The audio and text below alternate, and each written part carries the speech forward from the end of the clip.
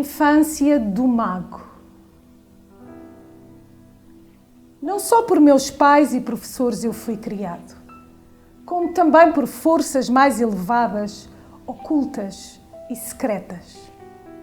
Entre essas contava-se também a do Deus Pan, que se encontrava na forma de uma figura indiana bailante, dentro do armário envidraçado do meu avô. Esta divindade e ainda outras mais tomaram conta dos meus anos de infância e antes mesmo de saber ler e escrever, preencheram-me a tal ponto com imagens e pensamentos das terras do Levante que mais tarde todos os contactos com os sábios indianos chineses me pareceram um regresso ao lar. E, no entanto, eu sou europeu.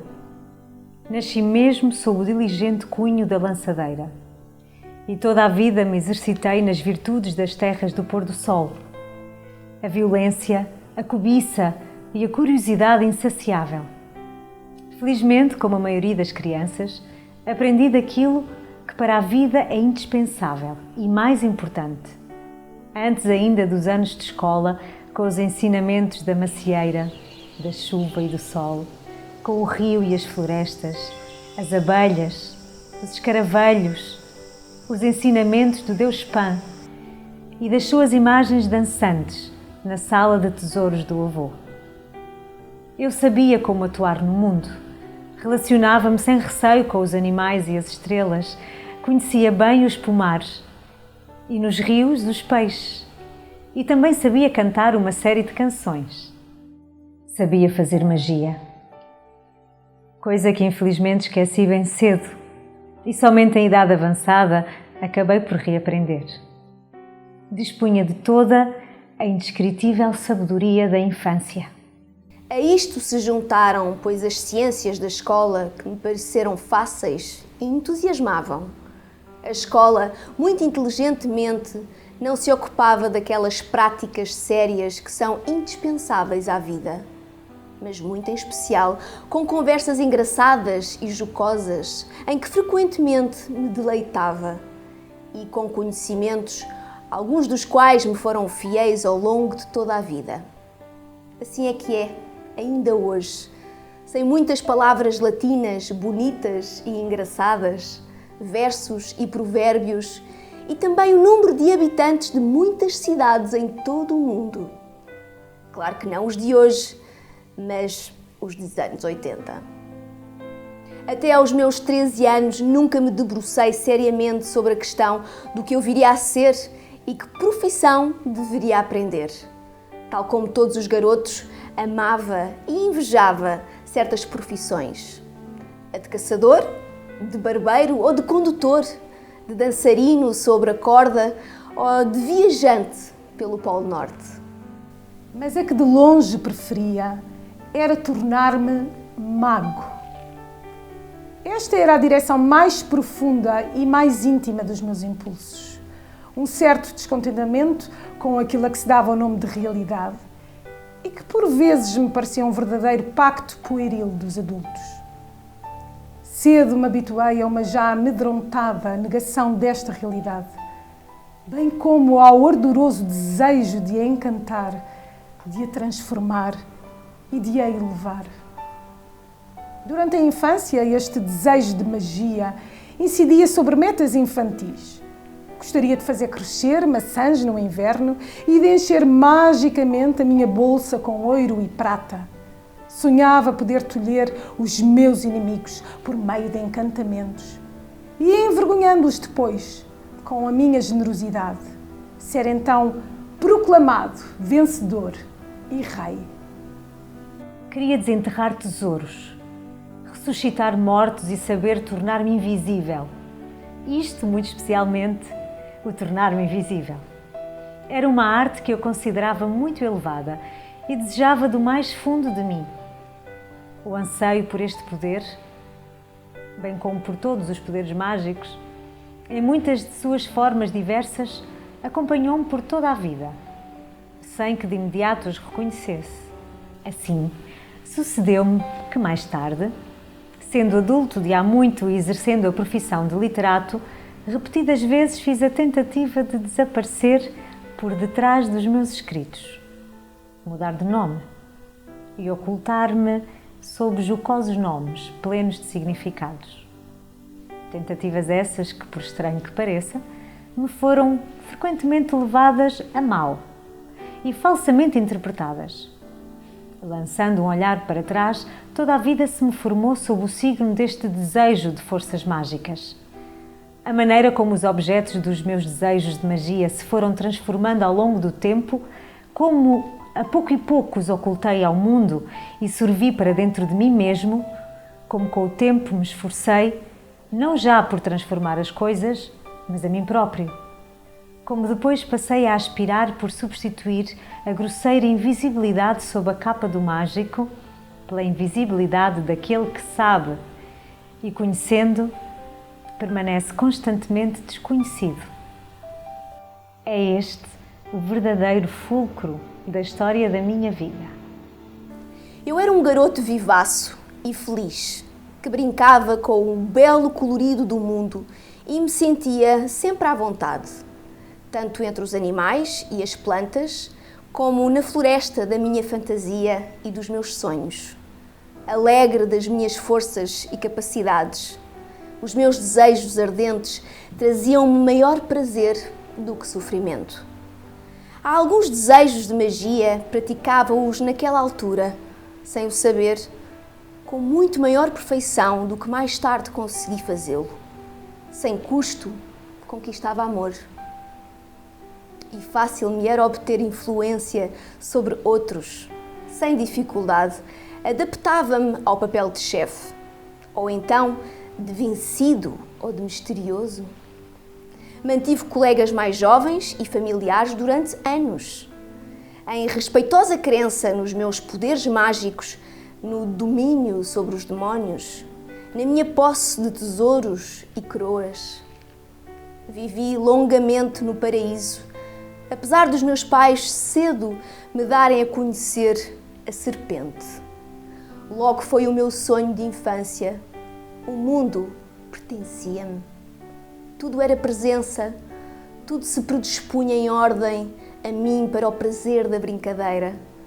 Se dentro de mim se erguia uma insatisfação e uma ansiedade, se alguma vez o belo mundo me parecia ensombrado e duvidoso, quase sempre encontrava fácil a saída para o outro. Mais livre, sem barreiras, o mundo das fantasias e, regressando deste, de novo o mundo exterior me erguia aprazível e amável. Vivi longamente no paraíso. Havia um barracão no pequeno jardim do meu pai, onde eu tinha coelhos e um corvo domesticado. Ali mantinha moras sem fim, longas como as idades do mundo, em meio do calor e do gozo da possessão. Os coelhos cheiravam a vida, a ervas e a leite, a sangue e procriação. E o corvo, no seu olhar duro e negro, trazia o brilho da vida eterna. Nesse mesmo lugar me instalava à noitinha, durante outros tempos incomensuráveis, com um coto de vela aceso, junto dos animais cálidos e sonolentos, só, ou com um amigo, e desenvolvia planos para a descoberta de enormes tesouros, ou para a obtenção da raiz de mandrágora, ou para vitoriosas incursões cavalheirescas pelo mundo carente de salvação, nas quais condenava ladrões, salvava infelizes, libertava presos, queimava covis de ladrões, mandava pregar traidores na cruz, amerciava vassalos rebeldes, conquistava filhas de reis e compreendia as vozes dos animais. Na grande biblioteca do meu avô havia um livro enorme e muitíssimo pesado, que eu desfolhava e lia frequentemente. Este livro, inesgotável, continha maravilhosas imagens antigas. Por vezes, elas apareciam-nos logo ao abrir e, num curto folhear, surgindo claras e convidativas. Mas de outras, Procuravam-se longamente e não se encontravam. Tinham desaparecido. Estavam enfeitiçadas, como se nunca ali tivessem existido. Havia neste livro uma história imensamente bela e incompreensível que eu lia frequentemente. Também esta não se achava sempre. E a hora tinha de ser aprazível. Não raro sumia-se por completo e mantinha-se oculta, parecendo ter trocado de morada e local. Por vezes, ao lê-la, surgia admiravelmente calorosa e quase que compreensível, de outras aparecia obscura e cerrada, como a porta do sótão por detrás da qual, aqui e além, se escutavam os espíritos na penumbra, as risadinhas que soltavam e os seus gemidos. Tudo estava repleto de realidade e tudo esteve prenhe de magia. Ambas floresciam lado a lado, ambas me pertenciam. E também a divindade dançante da Índia, que o avô tinha no armário envidraçado, repleto de preciosidades. Nem sempre era o mesmo Deus, não mostrava sempre o mesmo rosto e não bailava a mesma dança em todos os momentos.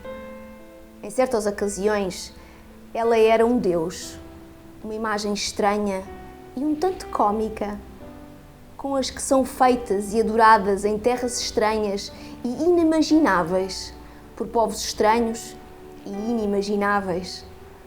Noutras ocasiões, era um objeto mágico, pleno de sentidos e indescritivelmente assustador, sedento de sacrifícios, maldoso, austero, no qual se não podia depositar confiança, escarnecedor, que parecia incitar a rir-me dele para em seguida se vingar de mim. Ele tinha o poder de modificar o seu olhar. Apesar de ser invariavelmente feito do mesmo metal amarelo, por vezes ralhava. E já em outras horas todo ele era símbolo, nem feio, nem bonito, nem maldoso, nem bondoso, não era ridículo e não era temível, mas muito simplesmente antigo e inconcebível, como um velho escrito rúnico, como uma mancha de musgo na rocha, como uma inscrição sobre um tijolo. E por detrás da sua aparência, por detrás do seu rosto e imagem, habitava Deus, o Ser Infinito. Já naquele tempo de rapaz, e sem lhe saber o nome, não o venerava nem conhecia menos bem do que mais tarde, ao chamar-lhe Shiva, Vishnu ou ainda Deus, vida, Brahmane, Atman, Tao ou Mãe Interna. Ele era pai, era mãe, era mulher e homem, sol e lua. Junto do Deus, no armário envidraçado e noutros armários do avô, havia muitos mais seres e objetos, de pé, dependurados e poisados. Enfiaduras de contas de madeira semelhantes a rosários, rolos de folha de palma gravados com uma antiga escrita indiana, tartarugas talhadas na gordurosa esteatite verde, pequenas imagens de deuses em madeira, em vidro, de quartzo, de barro, toalhas de seda e de linho bordadas, copos e taças de cobre. E tudo isto viera da Índia, do Ceilão, da Ilha do Paraíso, com os seus fetos arborescentes e as margens com palmeiras, com mansos xingaleses de olhos de bovino. Tudo isto vindo de Sião e da Birmânia. E tudo exalava um cheiro a mar, a raízes, a longura, a canela e pau sândalo. Tudo passara por entre mãos castanhas e amarelas, umedecido pela chuva dos trópicos e as águas do Ganges, ressequido pelo sol do Equador e ensombrado pela floresta virgem. Todas estas coisas pertenciam ao avô, a ele, o ancião, venerável, poderoso, omnisciente, mais poderoso que o pai e a mãe. Era senhor ainda de muitas outras coisas e poderes.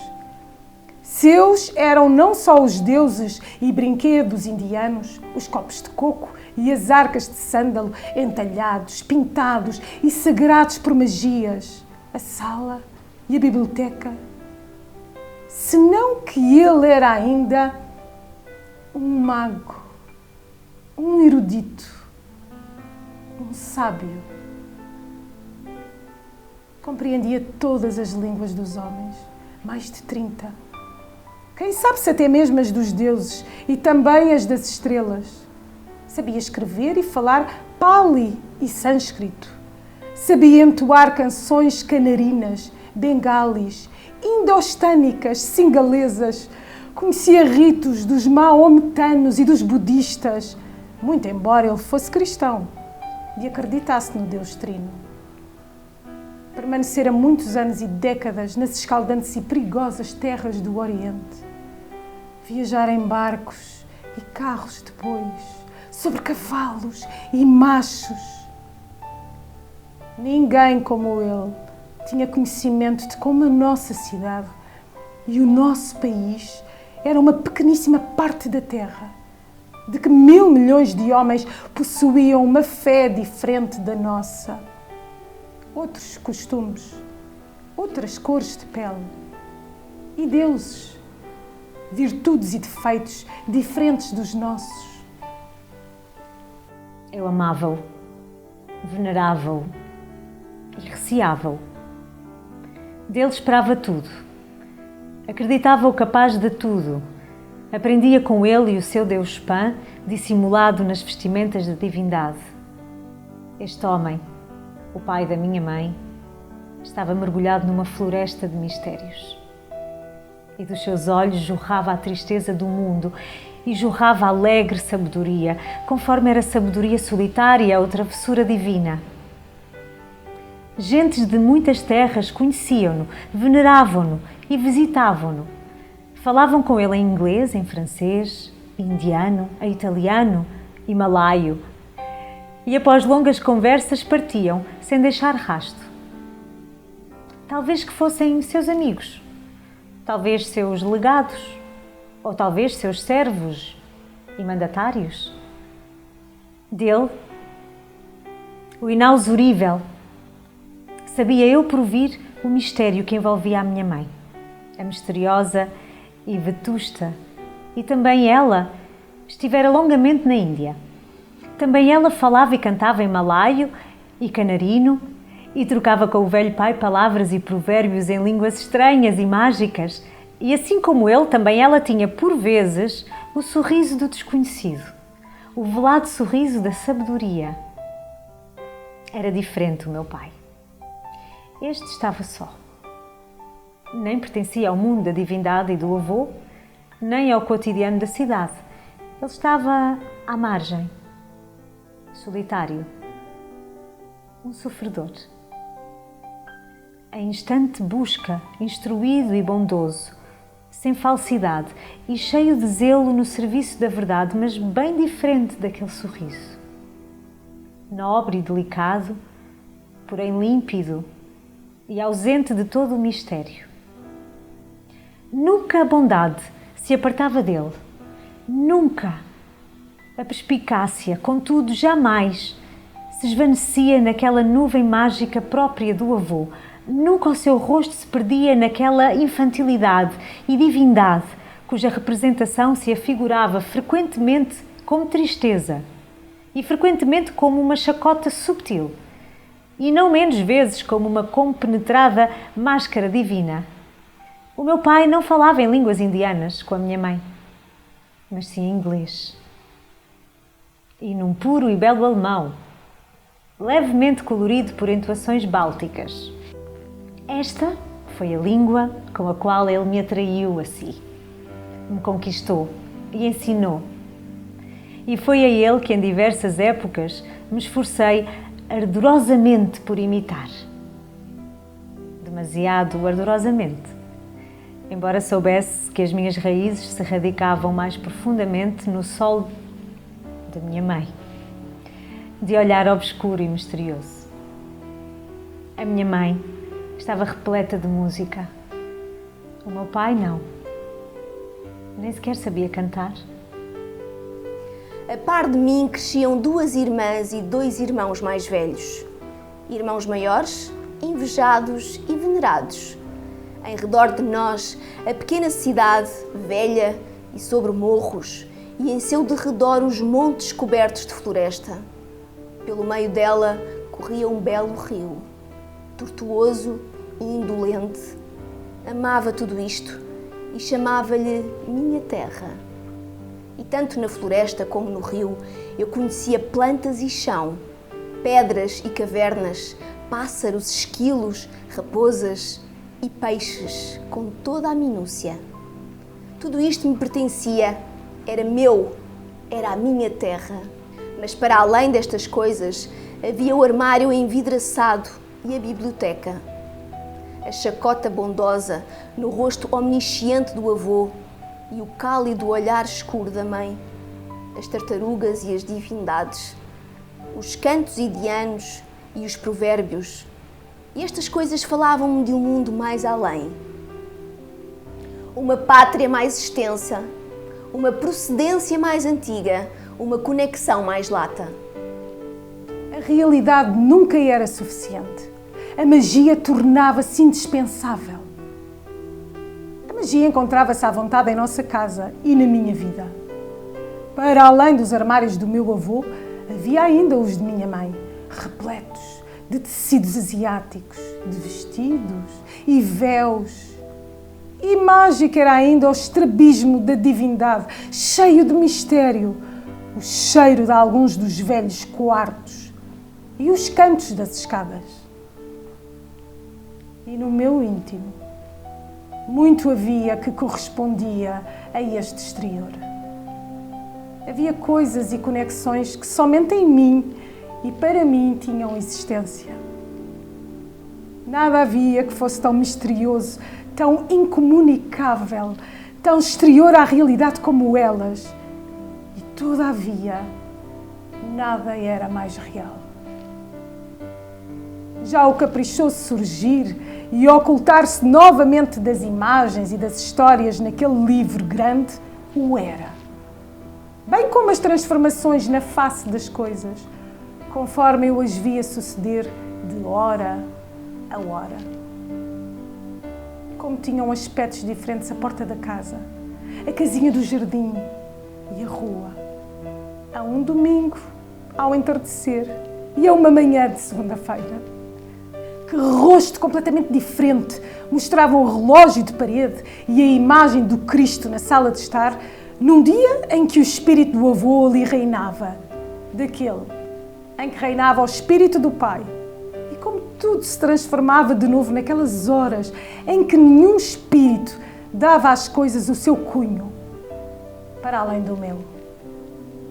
Em que a minha alma brincava com as coisas e lhes dava novos nomes e significações. Ali, qualquer cadeira ou banqueta subejamente conhecida, uma sombra junto ao fogão, uma cabeça impressa no jornal, podia tornar-se ora bonita, ora feia, plena de sentido ou banal, produtora de saudade ou de temor, ridícula ou triste. Quão pouco havia de firme, estável e permanente. Como tudo vivia, sofria transformações e ansiava por dissolução e renascimento. De entre todas as aparições mágicas, a mais importante e encantadora era a do diabrete. Não sei quando o terei visto pela primeira vez. Creio que ele sempre existiu e veio ao mundo ao mesmo tempo que eu.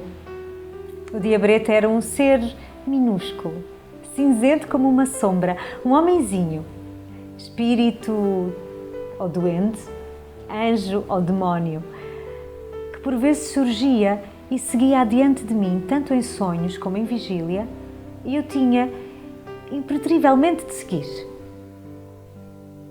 Mais necessariamente ainda que ao meu pai.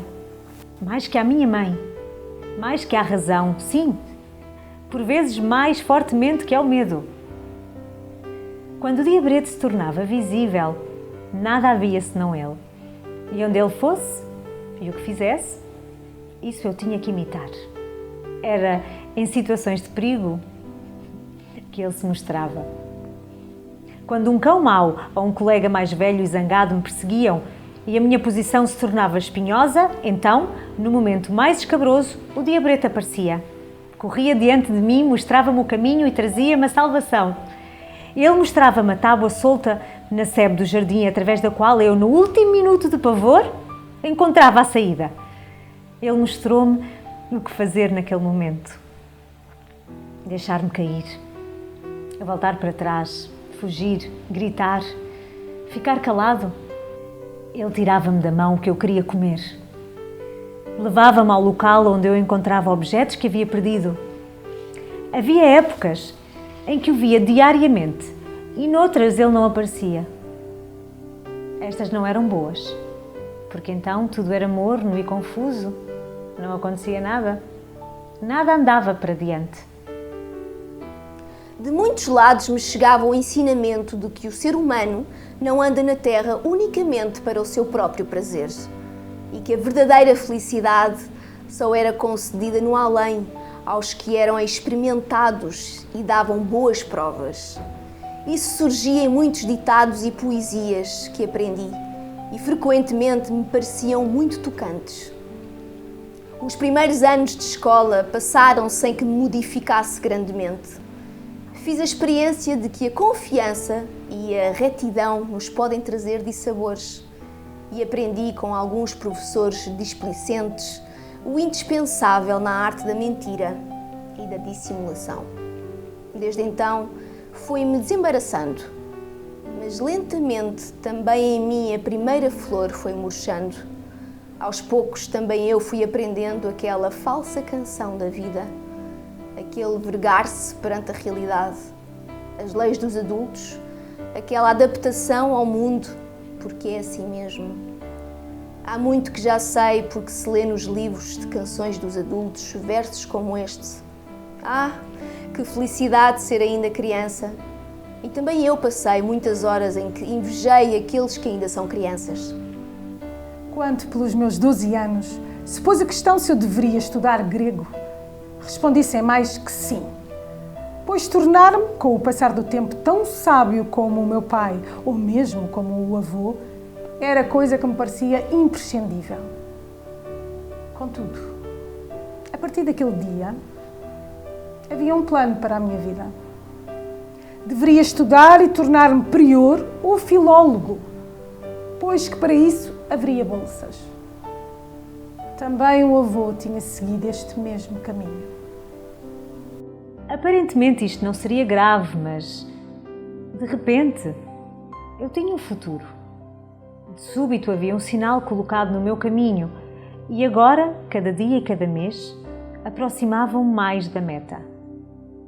Tudo a apontava, tudo me afastava para longe da brincadeira e do presente dos meus dias passados que não tinham existido sem sentido determinante e sim sem uma meta.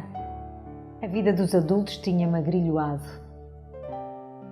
aprisionando-me, primeiro somente por uma madeixa e depois por um dedo. Mas em breve me tomaria inteiramente, encarcerando-me. A vida feita em ordem a metas, a números, a vida de disciplina e de cargos, a vida de profissão e dos exames, em breve também para mim soaria a hora. Em breve me tornaria universitário, candidato, padre, professor. Fazia visitas com chapéus de coco e traria luvas de pelícia. Não mais compreenderia as crianças e talvez passasse a invejá-las. E eu não queria sair do meu mundo, onde se estava bem e que era encantador. Tinha, além do mais, uma meta muito secreta quando pensava no futuro. Havia algo que desejava no mais profundo de mim. E isso era tornar-me num mágico.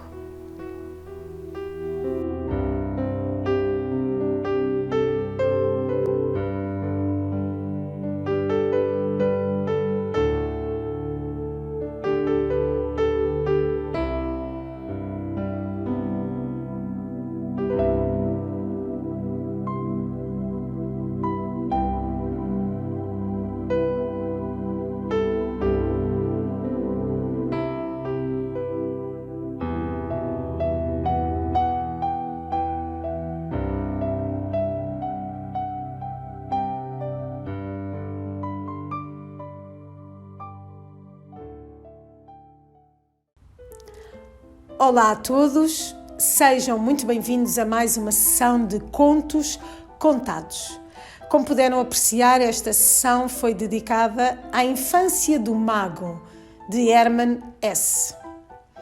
E este conto revela precisamente partes da infância de Hermann Hesse, em que o seu maior desejo, o seu maior sonho era tornar-se num mágico.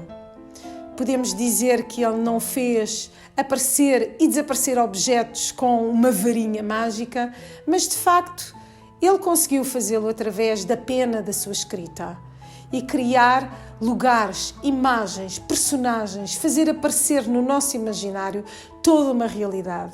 E isso é um grande ato de magia. Então podemos assim dizer que o seu sonho de se tornar um grande mago acabou por, na realidade, acontecer. Hermann Hesse nasceu na Alemanha, numa pequena cidade na orla da Floresta Negra, 2 de julho de 1877, era um romancista e poeta alemão. O seu pai nasceu na Estónia e a sua mãe na Índia. E apesar de ambos depositarem confiança de que seguiria a tradição familiar, estudando teologia, Hermann Hesse não se adaptou e abandonou os estudos. E teve diversas profissões. Começou por trabalhar como aprendiz de relojoeiro, também como mecânico, mais tarde como livreiro, e é ao juntar-se a uma tertúlia literária que o seu espírito se inflama, o seu espírito de leitor voraz, e o seu espírito de escritor começa a afirmar-se. E são várias as obras de referência, Peter Kemsinde, que o protagonista resolve abandonar a cidade para viver como São Francisco de Assis, e claro, o conhecido Demian e Siddhartha também, entre outros, que vocês estarão a ver nas imagens. Foi Prémio Nobel em 1946 e faleceu a 9 de agosto de 1962. Hermann Hesse deixa-nos uma obra fantástica, com um espírito profundo e mágico. Muito obrigada por acompanharem mais uma sessão de Contos Contados e encontramos-nos para a semana com o segundo episódio de Druidismo e Ecologia. Obrigada e tudo de bom.